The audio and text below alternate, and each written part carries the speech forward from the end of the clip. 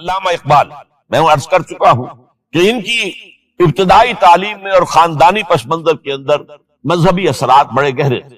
بہرحال انہوں نے ایم اے کیا ہے غالباً 1897 میں، اور اس وقت کا کچھ اقبال جو ہے اس وقت سے لے کر 1905 تک کا اقبال، ایک طرف تو اس میں بھی نیشنلزم تھا، ہندی نیشنلزم، یہ نوٹ کر لیجیے۔ چنانچہ اسی دور کا اس کا ترانہ ہے، سارے جہاں سے اچھا ہندوستان ہمارا۔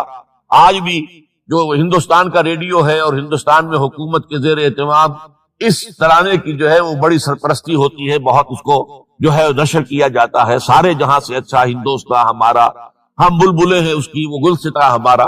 بلکہ اس زمانے میں ایک ایسا شعر بھی انہوں نے کہا ہے جس کی کہ پھر شدید ترین نفی بعد میں ان کے اشعار سے ہوئی ہے۔ انہوں نے ایک نیا شوالہ کے نام سے جو نظم لکھی کہ سچ کہہ دوں اے برہمن گر تو برا نہ مانے، تیرے صنم قدوں کے بت ہو گئے پرانے۔ اسی میں ایک شعر ہے کہ پتھر کی مورتوں میں سمجھا ہے تو خدا ہے، خاک وطن کا مجھ کو ہر ذرہ دیوتا ہے، خاک وطن کا مجھ کو ہر ذرہ دیوتا ہے۔ اس درجے گہرا انڈین نیشنلزم اقبال کے اندر بھی موجود تھا۔ لیکن جب اقبال انگلستان گئے ہیں، یہ 28 برس کی عمر میں انگلستان گئے سن 1905 میں، اور 3 سال وہاں رہے انگلستان اور جرمنی، اور بیرسٹری بھی کی، اور چونکہ فلسفی تھے پی ایچ ڈی بھی کر کے آیا۔ اس عرصے میں معلوم ہوتا ہے کہ اقبال کی قلب ماہیت ہو گئی۔ یہ میرا ایک تجربہ ہے، بڑا پرانا ہے، میرا مشاہدہ تھا۔ 1970 میں پہلی مرتبہ میں انگلستان گیا تھا، میرے چھوٹے بھائی وہاں زیر تعلیم تھے، انہوں نے بلایا تھا۔ وہاں میں نے دیکھا کہ یونیورسٹیوں میں پڑھنے والے ایک ایک P H D, 2 P H D کرتے ہوئے لوگ بیٹھتے ہیں، جمعے کے روز قرآن پڑھتے ہیں، درس قرآن ہوتا ہے، اور وہ ایک دوسرے سے قرآن پڑھ کے سنتے بھی ہیں تاکہ جو تجوید کی غلطیاں ہوں ان کی تصحیح ہو سکے۔ اور میں نے سوچا کہ پاکستان میں اس سطح کے لوگ جو ہیں کبھی اس قسم کی مصروفیت میں مبتلا مجھے تو نظر نہیں آئے۔ تو اس کا مجھے ایک اصل میں تجزیہ میرا یہ تھا کہ جن لوگوں کی بنیادی تربیت میں اور خاندانی اثرات میں مذہب کا ایلیمنٹ موجود ہوتا ہے، چاہے وہ ہندوستان میں رہتے ہوئے وہ زیادہ ظاہر نہ ہو، نمایاں نہ ہو، اس کے آثار سامنے نہ آئے، لیکن جب وہ ایک مخالف ماحول میں پہنچتے ہیں، اس مخالف ماحول میں ان کے اندر کا وہ چنگاری ان کی جو ہے وہ شعلہ بن کر بھڑکتی ہے۔ چنانچہ یہ معاملہ میں نے پھر بعد میں امریکہ میں بھی دیکھا، ہر جگہ دیکھا ہے کہ وہاں 2 نتیجے ہوتے ہیں، یا تو یہ کہ ایک آدمی ڈاؤن دی ڈرین گیا تو وہاں کی تہذیب میں رگا گیا شراب اور یہ اور وہ اور رقص اور سب یہ ساری چیزیں آ گئی، اور یا پھر جو بچ گیا جس کے اندر دین کا کوئی حمیت کا شائبہ تھا وہ پھر بھڑکتا ہے، پھر وہ ایکٹیوسٹ ہوتے ہیں، وہ کام کرتے ہیں۔ لہذا یہ معاملہ جو ہے علامہ اقبال کے ساتھ پیش آیا، اور خود انہوں نے کہا بھی ہے مسلمان کو مسلمان کر دیا طوفان مغرب نے۔ وہاں سے جب یہ واپس آئے ہیں تو اب نوٹ کیجئے 1908 سے 1930 تک یہ جو 22 برس ہیں، علامہ اقبال نے کیا کیا نوٹ کیجئے۔ وہ آپ جانتے بھی ہیں، میں صرف گنوا رہا ہوں۔ اسلام کے نظام فکر اور فلسفہ اور حکمت کو بیان کیا، اپنی شاعری کے ذریعے سے بھی، اپنی نثر کے ذریعے سے۔ قرآن کی ایک نہایت جدید اور بہت عمدہ تفسیر، اگرچہ تفسیر کے نام سے آپ کو کہیں تفسیر اقبال نہیں ملے گی، لیکن کلام اقبال خود تفسیر ہے۔ وہ دعویٰ کرتا ہے کہ میرے پیغام میں سوائے قرآن کے کچھ نہیں ہے۔ گر دلم آئی نئے بے جوہر است، ورب حرفم غیر قرآن مزمرست، پردہ ناموس فکرم چاک کن، ای خیابہ راز خارم پاک کن۔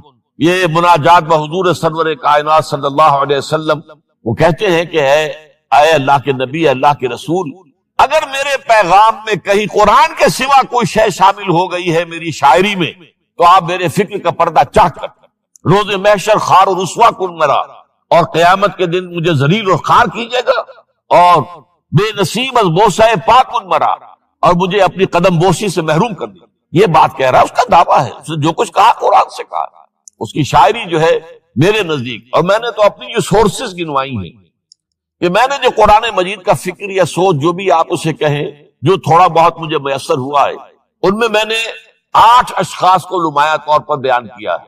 4 یہ ہیں 2 کے جوڑے، 2 ابوین ہیں، ابو الکلام ابو العلا مودودی، ابو الکلام آزاد۔ 2 دکترین ہیں، ڈاکٹر اقبال، ڈاکٹر رفیع الدین۔ 2 شیخین ہیں، شیخ الہند مولانا محمود حسن، جن کا ترجمہ ہے قرآن مجید کا، اور اس پر حواشی ہے شیخ الاسلام شبیر احمد عثمانی۔ 2 ہی عین، مولانا فراہی اور مولانا اصلاحی، جنہوں نے قرآن مجید کے مضامین کے اندر جو اندرونی نظم ہے اسے واضح کیا۔ علامہ اقبال میری ایک بہت بڑی سورس، بلکہ سب سے زیادہ گہرا اثر مجھ پر جو ہے بچپن سے جو ہوا ہے وہ تو علامہ اقبال کا ہے۔ 5ویں جماعت کا طالب علم تھا جب ان کا یہ شعر میرے ذہن میں کہیں چپک کر رہ گیا ہے، جواب شکوہ کا، وہ زمانے میں معزز تھے مسلمان ہو کر اور تم خار ہوئے تارک قرآن ہو کر۔ پھر علامہ اقبال نے مغربی فکر پر شدید تنقید کی، بہت بڑا ناقد، اور خاص طور پر مغربی تہذیب جو ہے اس کی نفی۔ یہ سارا کام کیا اور اس سب سے بڑھ کر وہ تجدید ملت اسلامی کا علمبردار بن کر سامنے آیا۔ اس نے خوشخبری دی کہ دنیا میں اسلام کے غلبے کا دور آنے والا ہے۔ ملت اسلامیہ جو اس وقت دبی ہوئی ہے، پسی ہوئی ہے، پوری دنیا میں پامال ہے۔ آپ کو معلوم ہے کہ پہلی جنگ عظیم کے بعد کیا صورت ہو گئی تھی؟ سلطنت عثمانیہ کے جب دھجیاں بکھیر دی گئی اور کولونیل امپیریلزم جو ہے پورے عالم اسلام پر حکمران تھا، پورا عالم اسلام جو ہے محکوم، اگرچہ یہ دبے ہوئے ہیں، پسے ہوئے ہیں، گرے ہوئے، لیکن ان کا دوبارہ غلبہ ہوگا، یہ ابھریں گے، ملت اسلامیہ کی تجدید ہوگی، اسلام کی نشت ثانیہ ہوگی، اسلام کے روشن مستقبل کے مبشر بن کر علامہ اقبال سامنے آئے۔ اور ایک اور جو بہت بڑا کام کیا وہ وہی وطنی قومیت کی شدید نفی، بلکہ شدید کا لفظ بھی کافی نہیں ہے، شدید ترین نفی کی، اس لیے کہ اس وقت وطنی قومیت جو ہے اس وقت مسلمانوں کو اپنے اندر انگلف کرنے کے لیے پوری قوت کے ساتھ زور لگا رہی۔ میں نے علامہ اقبال کے حوالے سے جو باتیں کی ہیں کہ احیاء فکر اسلامی اور تجدید ملت اسلامی، اس کے ساتھ ساتھ ہندوؤں میں کیا ہو رہا تھا اس دور میں، ان کے ہاں بھی ان کی مذہبی تجدید کا عمل بڑی شدت کے ساتھ شروع ہوا۔ اس میں بھی چند ناموں کا میں تذکرہ کرنا چاہوں گا۔ بنکم چٹرجی، اس نے بندے ماترم کا یہ جو ترانہ ہے آج بھی بھارت کے اندر مجبور کیا جا رہا ہے مسلمانوں کو بھی کہ وہ بھی اسکولوں کے اندر یہ ترانہ پڑھیں، اور ابھی مسلمان رجسٹ کر رہے ہیں۔ اس میں وہ زمین کی بندگی، بھارت ماتا ہم تیرے بندے ہیں، اور یہ جو ہے ہندو رینائسنس کا ایک بہت بڑا جو ہے یوں سمجھیے کہ علم بردار۔ پھر دوسری شخصیت سامنے آئی، راجا رام موہن۔ یہ شخص بہت بڑا فاضل، بڑا عالم، 10 کے قریب زبانیں جو ہے ان کا ماہر، جس میں یورپینز بھی اور ایسٹری۔ پھر یہ کہ یہ مسلمانوں کا ہمدرد بن کر آیا۔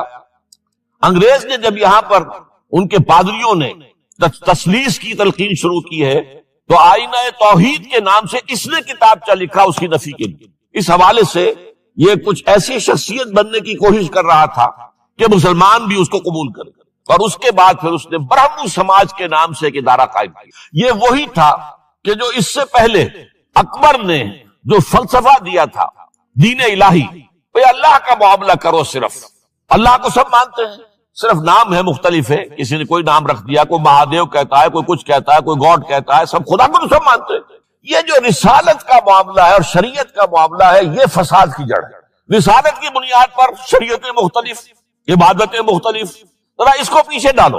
تو دین اکبری یا دین الہی اس کا نام تھا۔ اس کے اندر بھی در حقیقت کوشش یہ تھی کہ تمام مذاہب کو ایک ہاون دستے میں ڈال کے اور اس کو کوٹ کے اور چھان پیس کے ایک صفوف بنا کر ایک کامن مذہب ہندوستان کا وجود میں لایا جائے۔ بہرحال اس وقت اللہ تعالیٰ نے کھڑا کیا ہے حضرت مجدد الفسانی رحمۃ اللہ علیہ کو، کہ جنہوں نے اس فتنے کی سرکوبی کی۔ اس نے بھی مجلس ازدی کے نام سے ایسا ہی ادارہ شروع کیا، اور یہ گویا کہ ٹھنڈی چھری کے مانند، اس لیے کہ اسلام کا دار و مدار تو رسالت پر ہے۔ بقول اقبال، بمصطفیٰ برساں خویش را کے دی ہماؤس، اگر بؤول رسیدی تمام بول حبیث۔